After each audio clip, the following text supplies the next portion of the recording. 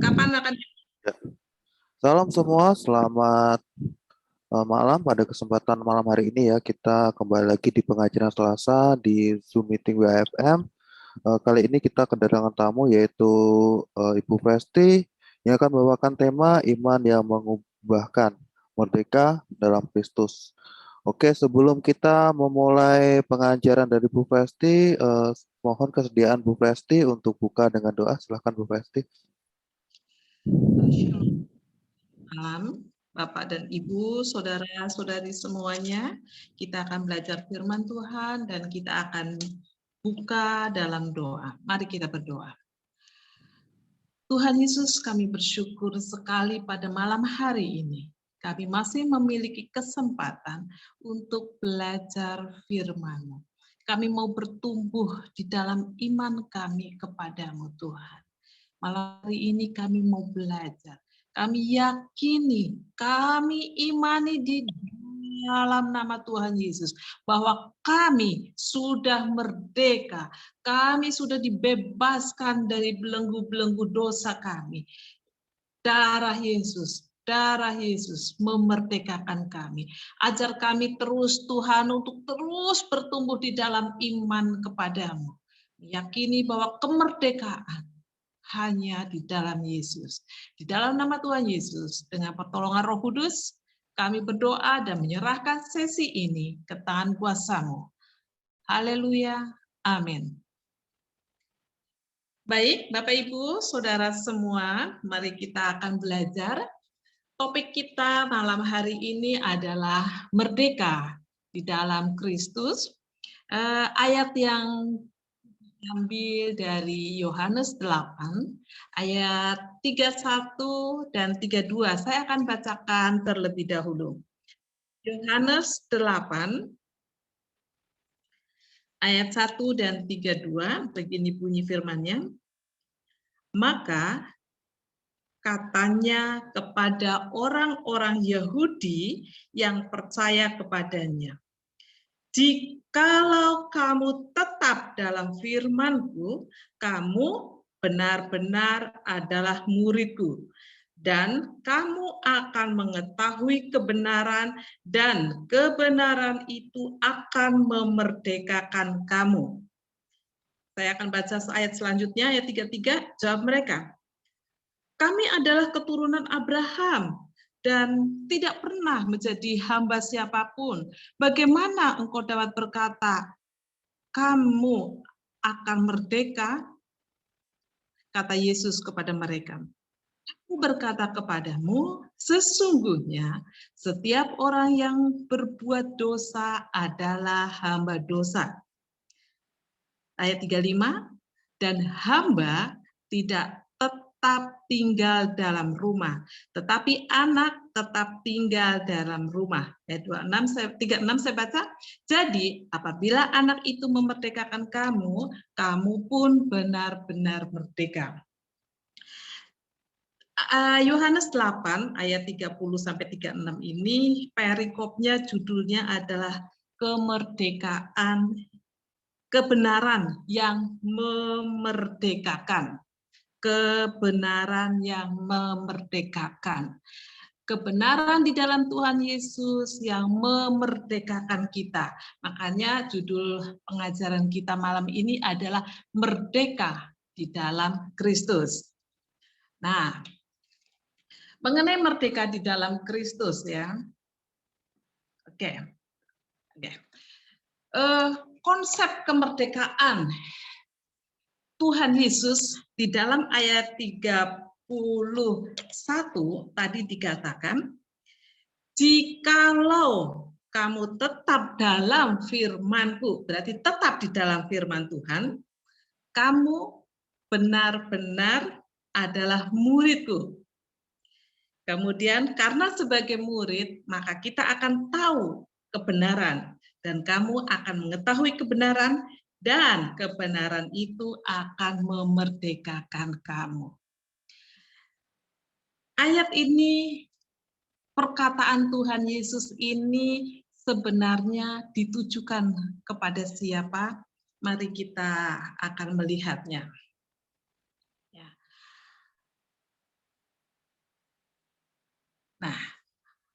Sebenarnya ayat-ayat ini di dalam ayat 30 disampaikan bahwa ini ditujukan, disampaikan Tuhan Yesus kepada orang-orang Yahudi yang percaya kepadanya. Jadi waktu itu dia ada orang Yahudi yang sudah percaya pada Tuhan Yesus sampaikan ini. Reaksi yang timbul dari orang-orang Yahudi di ayat 33. Kami ini keturunan Abraham. Kami itu tidak pernah jadi budak. Bagaimana Tuhan Yesus mengatakan bahwa kami harus merdeka? Kata orang-orang Yahudi pada waktu itu. Kita akan belajar. Mereka orang Yahudi, keturunan Abraham, benar, tidak pernah menjadi seorang hamba. Tetapi di sini Tuhan Yesus mengatakan, jikalau kamu tetap dalam firman-Ku, kamu benar-benar adalah murid-Ku, dan kamu akan mengetahui kebenaran, dan kebenaran itu akan memerdekakan kamu. Bagaimana cara kita merdeka? Bagaimana cara kita bisa merdeka yang sesungguh-sungguhnya, yang dimaksud oleh Tuhan Yesus? Karena walaupun orang Yahudi pada saat itu keturunan Abraham dan tidak pernah menjadi hamba, sama seperti kita. Kita bukan seorang hamba, kita bukan budak. Kita adalah orang-orang yang merdeka. Tetapi Tuhan Yesus di sini mengatakan bahwa kamu masih seorang hamba dan harus dimerdekakan. Sebenarnya konsep merdeka yang dari Tuhan Yesus itu seperti apa? Seperti apa? Nah, sebelum kita bicara lebih lanjut mengenai yang diajarkan Tuhan Yesus ini, memahami ayat 31-32, kita mari lihat konteks ayatnya. Tapi sebelum lihat konteks ayat di ayat sebelum-sebelumnya, kita lihat dulu latar belakang dari kitab Injil Yohanes ini. Ya, nah ini. Injil Yohanes itu sebenarnya ditulis oleh Yohanes bin Zebedeus tahunnya sebelum 70 Masehi. Gaya dan struktur penulisannya ini berbeda. Kalau kita tahu ya Injil itu kan Matius, Markus, Lukas, Yohanes. Nah, tetapi Injil Yohanes ini pola, gaya, dan struktur penulisannya itu sangat berbeda dengan Injil Matius, Markus, dan Lukas. Kenapa? Karena di kitab Yohanes ini lebih membahas sifat-sifat Tuhan Yesus dan makna iman kepadanya. Kitab Yohanes lebih menekankan tentang keahlian Tuhan Yesus. Bahwa Yesus adalah firman Allah yang hidup, yang menjadi manusia. Itu latar belakang dari kitab Yohanes. Makanya isi kitab Yohanes bagi Bapak Ibu yang sudah membaca pasti tahu bahwa itu beda sekali dari Matius, Markus, dan Lukas. Berbeda sekali walaupun sama-sama dikatakan bahwa ini adalah kitab Injil. Nah, untuk memahami mengenai kemerdekaan yang dimaksud oleh Tuhan Yesus, kita melihat konteks dari pasal ke-8 ini. Kita lihat dari ayat yang pertama. Dari ayat yang pertama ya.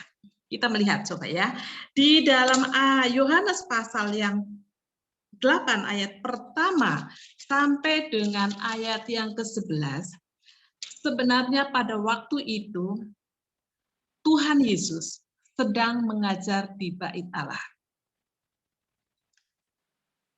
Mengajar di Bait Allah, di situ ada ahli Taurat, ada orang-orang Farisi. Pada kesempatan itu, mereka mendengar pengajaran Tuhan Yesus, tetapi di dalam Yohanes 8 ayat 6 di situ katakan mereka mau mencobai Tuhan Yesus. Karena Tuhan Yesus mengajarkan kebenaran-kebenaran firman Allah, orang Farisi dan ahli Taurat mau mencobai. Ayat 6, mereka mengatakan hal itu untuk mencobai.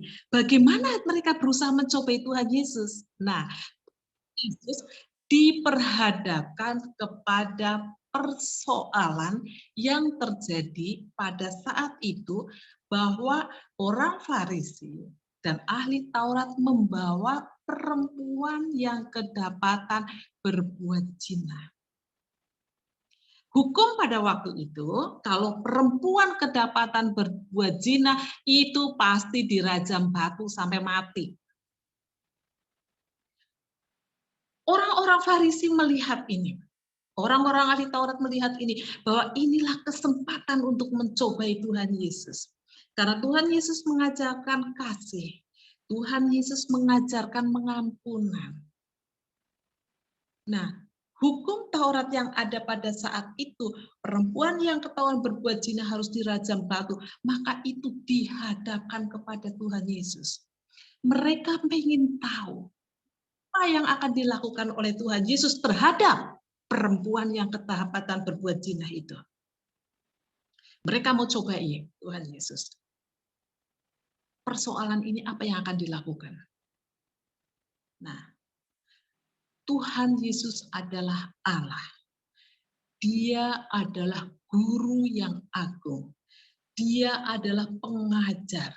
Dia adalah Allah sendiri. Ketika dia diperhadapkan oleh kasus itu, Tuhan Yesus mengatakan apa? Di antara kalian semua yang merasa tidak berdosa, boleh yang pertama kali melempar batu kepada perempuan yang berbuat zina ini, kata Tuhan Yesus. Kemudian Tuhan Yesus jongkok dan menulis di tanah dengan jarinya. Ditunggu. Ternyata apa? Tidak ada satupun orang yang pertama kali berani melemparkan batu terhadap perempuan yang berbuat zina ini.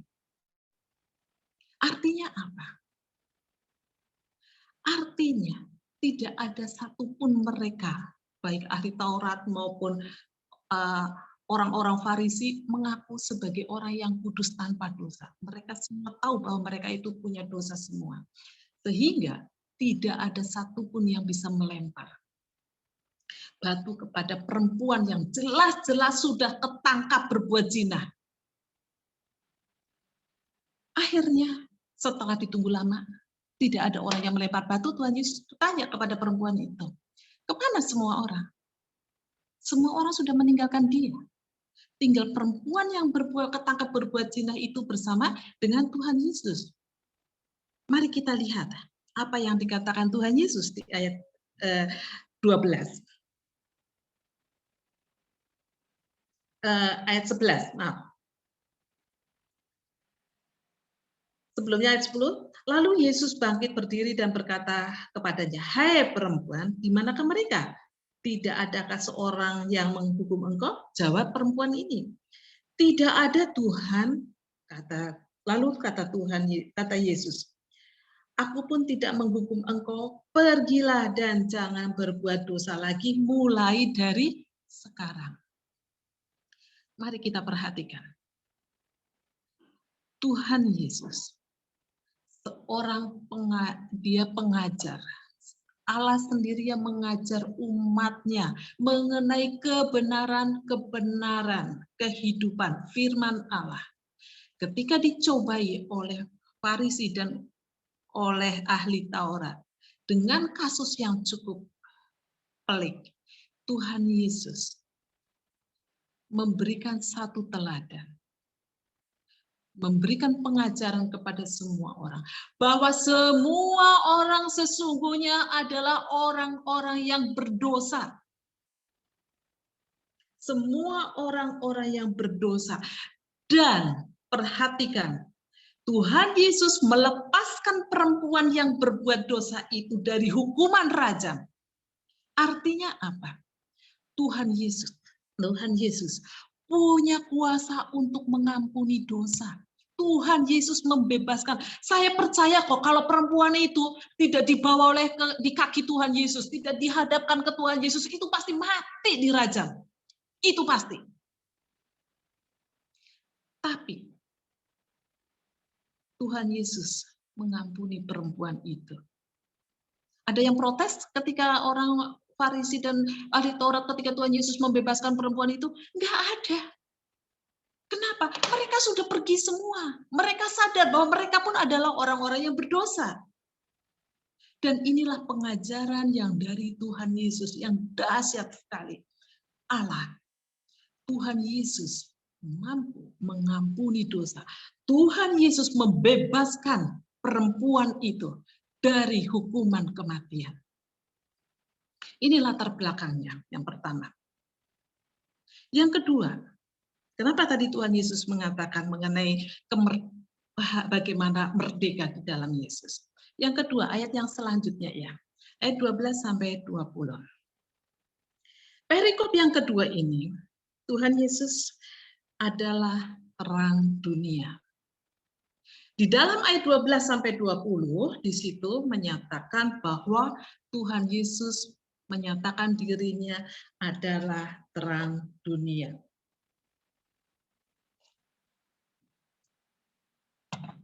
Ayat 12 dikatakan, maka Yesus berkata pula kepada orang banyak, katanya. Ini masih ada di bait Allah ya.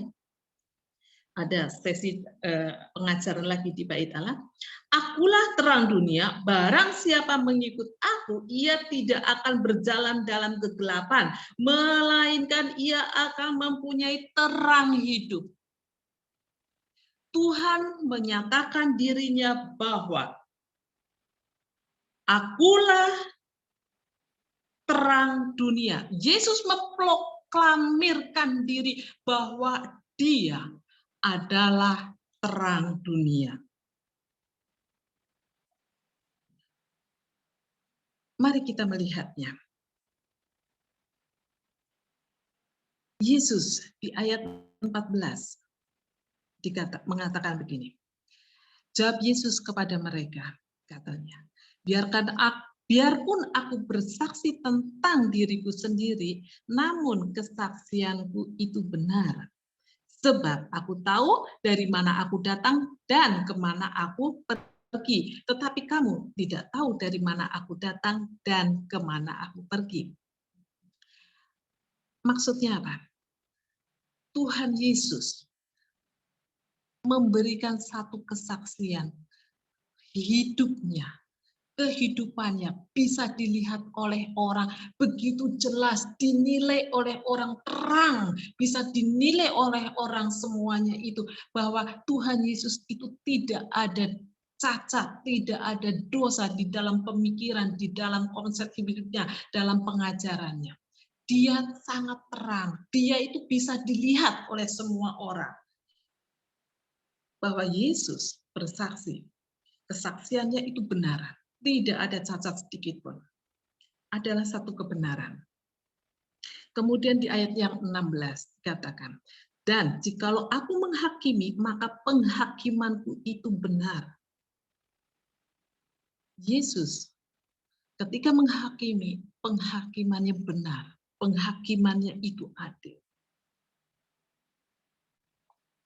Kemudian di ayat yang ke-19, di situ dikatakan, maka kata mereka kepadanya, di manakah Bapamu? Jawab Yesus, baik aku maupun Bapakku tidak kamu kenal, jikalau sekiranya kamu mengenal aku, kamu mengenal juga Bapakku. Ayat 12-20 ini adalah bagian ketika Tuhan Yesus mengatakan dirinya adalah terang dunia. Kenapa? Namanya terang, semuanya bisa terlihat jelas. Yesus menyatakan dirinya bahwa apa yang dia nyatakan, apa yang dia saksikan, kehidupannya jelas terang bisa dilihat adalah hanya kebenaran saja. Justru pengajarannya, apa yang dilakukannya, penghakimannya, pengajarannya, semuanya memberikan solusi, memberikan terang kepada orang, memberikan kelegaan kepada setiap orang. Karena apa? Dia mengenal Allah. Dia adalah Allah. Dia adalah pribadi Allah yang ada dari surga. Karena dia adalah Allah sendiri yang menjelma jadi manusia. Sehingga pengajarannya, semuanya bisa dilihat dan itu merupakan satu terang, satu yang benar. Dan Yesus senantiasa memberikan solusi, memberikan jalan dengan adil dan benar. Tanpa ada cacat, tanpa ada celah. Makanya Tuhan Yesus mengatakan, aku adalah terang dunia. Barang siapa mengikut Yesus, barang siapa mengikut aku, ia tidak akan berjalan dalam kegelapan. Semua pengajarannya itu adalah solusi buat kehidupan manusia. Dia yang mengikut Yesus akan memiliki terang hidup. Kehidupannya pun terang. Gak ada itu yang namanya kehidupan selibat-selibat, sembunyi-sembunyi dalam kegelapan. Gak ada.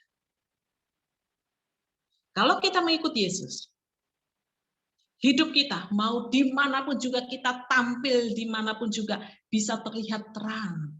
Dan kita membawa terang, membawa damai bagi membebaskan orang-orang yang dalam kegelapan. Itulah yang diajarkan oleh Tuhan Yesus. Kemudian ayat selanjutnya. Ayat 21 sampai 29. Ayat 21 ya. Ini perikopnya adalah Yesus bukan dari dunia ini. Ayat 21 di situ dikatakan, maka Yesus berkata pula kepada orang banyak. Ini masih ada di areal bait Allah juga. Aku akan pergi dan kamu akan mencari aku. Tetapi kamu akan mati dalam dosamu. Ke tempat aku pergi tidak mungkin kamu datang. Maksudnya apa? Tuhan Yesus mengajar, berbicara kepada orang banyak, orang Yahudi, orang Farisi, orang ahli Taurat.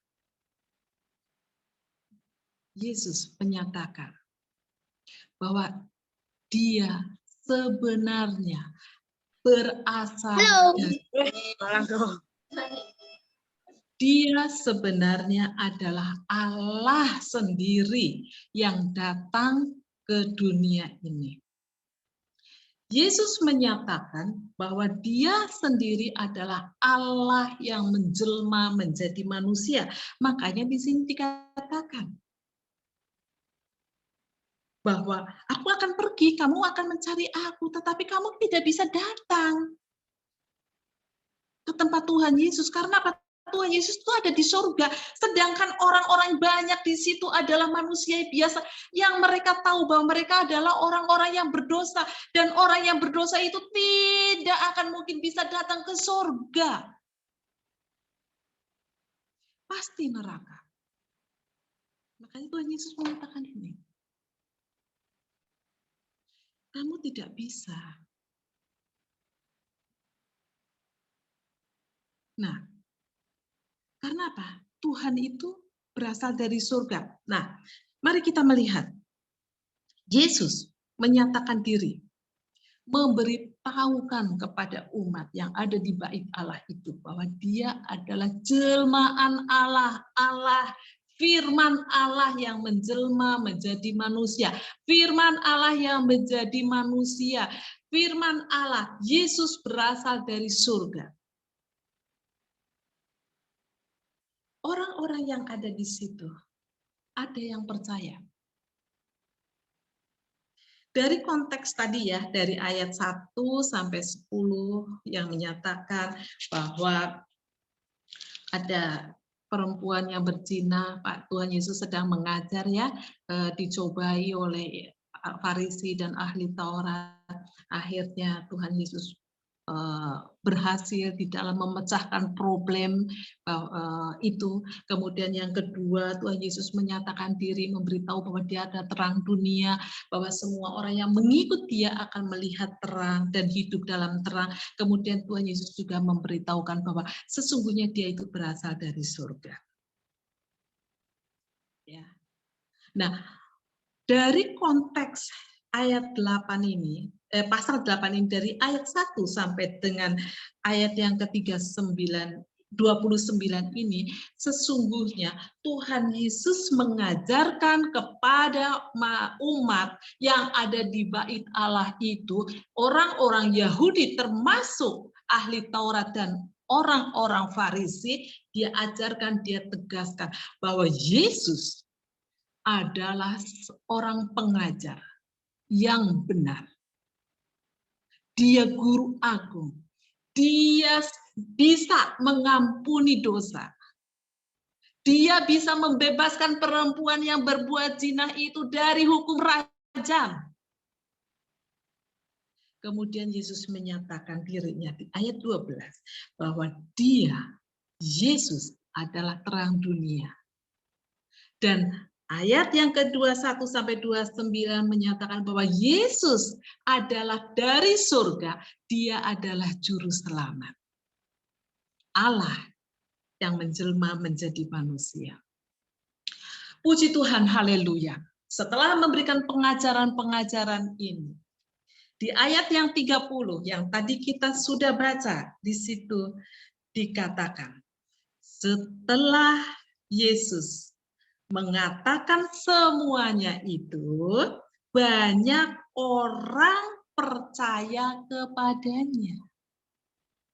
Setelah pengajaran dan peristiwa yang dilalui di halaman bait Allah dan di bait Allah itu, akhirnya banyak orang percaya kepadanya. Ya. Nah, ini kita yang judul kita adalah Merdeka dalam Kristus. Setelah orang percaya kepada Tuhan Yesus. Tuhan Yesus mengatakan apa? Di dalam ayat 31, 32, jikalau kamu tetap dalam firman-Ku, kamu benar-benar adalah murid-Ku, dan kamu akan mengetahui kebenaran, dan kebenaran itu akan memerdekakan kamu. Walaupun disangkal oleh orang-orang Yahudi yang sudah percaya, Tuhan, saya kan keturunan Abraham, kami bukan Buddha. Bagaimana kami bisa dikatakan seorang hamba? Bagaimana kami memerlukan kemerdekaan? Mari kita lihat ayat sebelumnya. Yesus mengajarkan fakta. Ketika perempuan berbuat zina itu diperhadapkan pada Yesus, tidak ada satu orang pun yang menganggap dirinya itu suci. Maka tidak ada orang satupun yang melempar batu. Artinya apa? Semua orang berbuat dosa. Dan Tuhan Yesus di ayat ini mengatakan, kamu harus merdeka dari dosa. Kamu harus bebas dari dosa. Dan Tuhan Yesus memerdekakan perempuan yang berbuat zina itu. Pergilah, jangan berbuat dosa lagi. Kemudian, yang kedua, kita lihat mengenai Tuhan Yesus yang menyatakan diri sebagai terang. Kalau kita mau merdeka, Bapak Ibu, hidup kita harus dalam terang. Dalam kejujuran, dalam integritas, dalam kebenaran. Hidup kita tidak boleh ada yang tersembunyi. Perbuatan dosa tersembunyi-sembunyi tidak boleh. Harus terang, kita dilihat banyak orang. Berani. Kesaksian kita benar, kehidupan kita benar, hidup kita adil. Merdeka yang dimaksud Tuhan Yesus adalah ketika kita mati, kita bisa pergi ke tempat Tuhan Yesus berada. Ingat di ayat yang tadi, Tuhan Yesus mengatakan di ayat 21 dikatakan bahwa aku akan pergi dan kamu akan mencari aku, tetapi kamu akan mati dalam dosamu. Kalau kita tidak ikut Tuhan Yesus, kita akan mati dalam dosa. dan tidak bisa pergi ke tempat Tuhan Yesus berada. Makanya perlu sekali kita melihat, gimana sih kita mendapatkan kemerdekaan yang sejati, kemerdekaan di dalam Tuhan Yesus itu, merdeka yang sesungguh-sungguhnya itu bagaimana caranya? Ini yang kita pelajari saat ini di Yohanes 8 ayat 31-32. Bapak Ibu mau bebas dari dosa? Mau benar-benar merdeka kehidupannya? Mau hidup dalam terang Tuhan Yesus? Mau setelah mati kita pergi ke surga? Mau? Mau, saya tuh mau. Tapi bagaimana caranya supaya saya mendapat kemerdekaan itu? Ayat 31 jelas dikatakan. Jikalau kamu dalam firman-Ku, kita tahu firman Allah. Malam ini kita mendengar firman Allah. Kalau kita ada di dalam firman Allah, maka kita adalah benar-benar murid-Ku, kata Tuhan Yesus. Kita harus jadi murid. Kita harus jadi murid. Bagaimana untuk menjadi murid? Ya, kita harus baca firman Tuhan, mengikuti apa yang sudah diajarkan oleh Tuhan Yesus. Supaya apa? Supaya kita tahu kebenaran yang sesungguhnya. Malam ini kita belajar bahwa kita tahu kebenaran. Kebenarannya adalah satu, Tuhan sanggup mengampuni dosa manusia. Yang kedua, Tuhan Yesus adalah terang dunia. Jikalau kita mengikut Tuhan Yesus, maka kehidupan kita akan terang. Kebenaran yang ketiga, ketika kita percaya kepada Tuhan Yesus, ketika kita mati nanti, kita bisa ke tempat Tuhan Yesus di mana? Di surga. Itulah kemerdekaan yang sesungguhnya yang harus kita miliki. Itu merdeka di dalam Kristus. Ini kehidupan merdeka di dalam Tuhan Yesus Kristus. Mungkin kita akan bertanya, gimana sih? Oke lah, kita malam ini mendengar firman Tuhan. Seperti orang Yahudi, banyak yang percaya kepada Tuhan Yesus. Untuk bisa tahu kebenaran, untuk bisa merdeka, tahu kebenaran, kita kan harus menjadi murid. Harus benar-benar menjadi murid. Gimana cara kita menjadi murid? Balik lagi, di dalam firman Tuhan ini, di Yohanes 8 ini ada caranya kita menjadi murid Tuhan Yesus. Supaya kita bisa benar-benar hidup di dunia ini dalam merdeka di dalam Tuhan. Mari kita lihat. Balik lagi, Yohanes ayat 8. Pasal 8 ayat 11. Apa yang dikatakan Tuhan Yesus? Jawabnya, ketika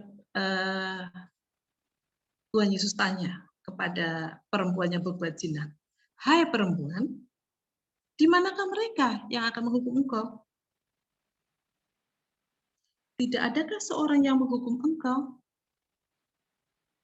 Jawabnya, ya perempuan ini, "Tidak ada Tuhan."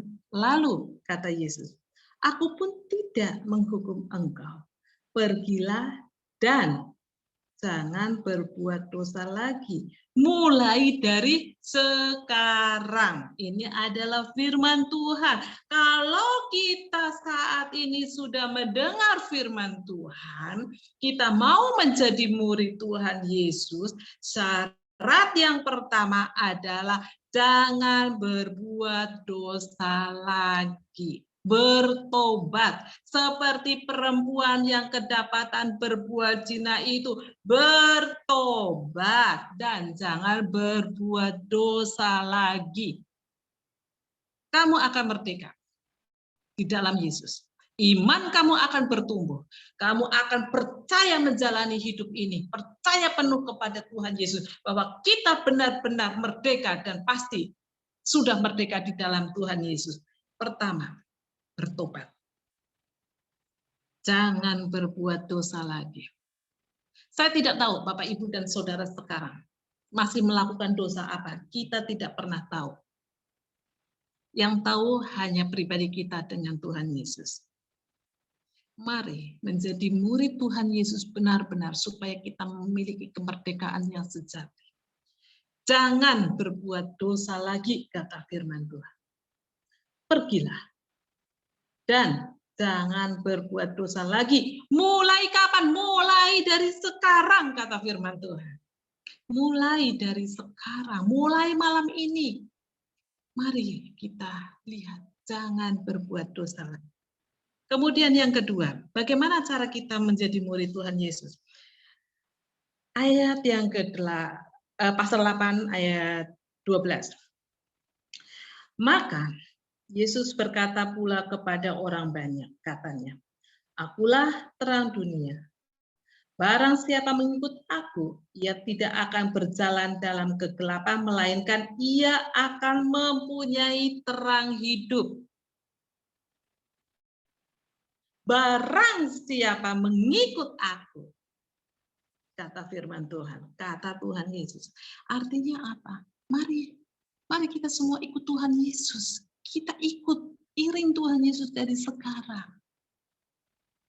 Ikut Tuhan Yesus. Ikut Tuhan Yesus dari sekarang.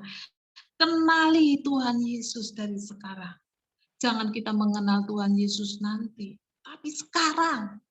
Karena Tuhan Yesus mengatakan dia adalah imam Allah, imam agung. Nanti pas akhir zaman Tuhan Yesus itu akan datang yang kedua kali lagi. Yang kedua kali datang, seperti ketika dia naik ke surga. Kita tidak mau kan mengenal Tuhan Yesus pada akhir zaman nanti. Baru, oh ternyata benar Tuhan Yesus itu datang beneran. Enggak mau seperti itu kan. Lebih baik apa? Kita mengenal dari sekarang. Kita kenal Tuhan Yesus dari sekarang. Ikut Tuhan Yesus, kata firman Tuhan. Barang siapa mengikut aku, ia tidak akan berjalan dalam kegelapan. Hidup kita akan penuh dengan terang kasih Kristus. Oke. Kemudian yang ketiga, bagaimana cara kita menjadi murid Tuhan Yesus? Nah, ini dia di ayat yang ke-24. Di situ dikatakan,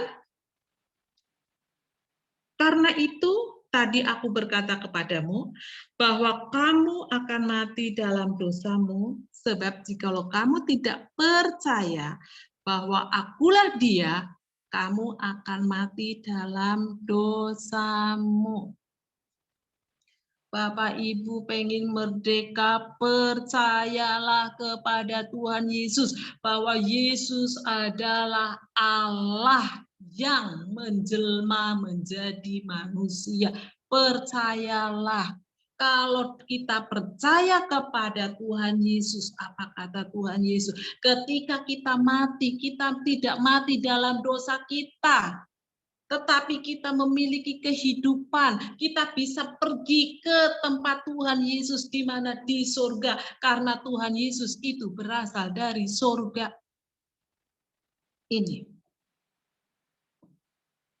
Ini cara menjadi murid Tuhan Yesus.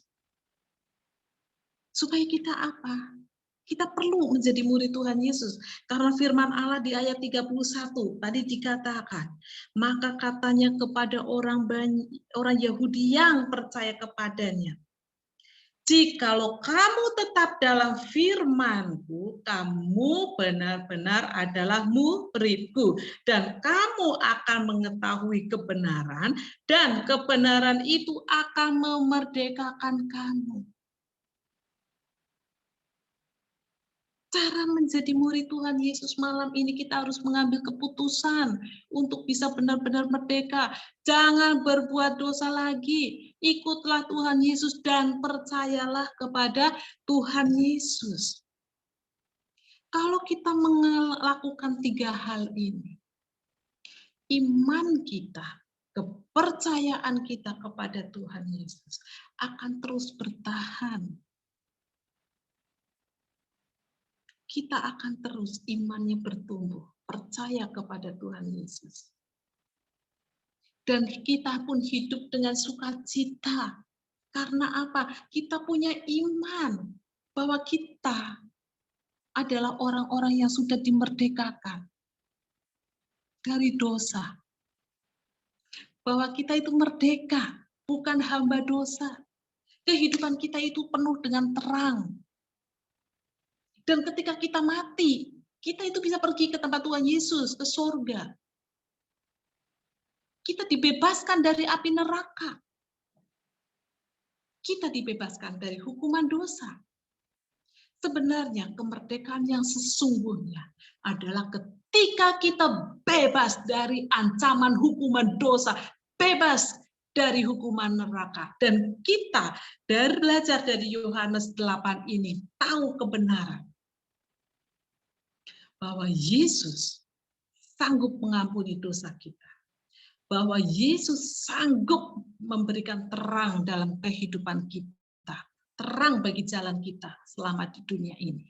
Bahwa Yesus menyediakan surga buat kita.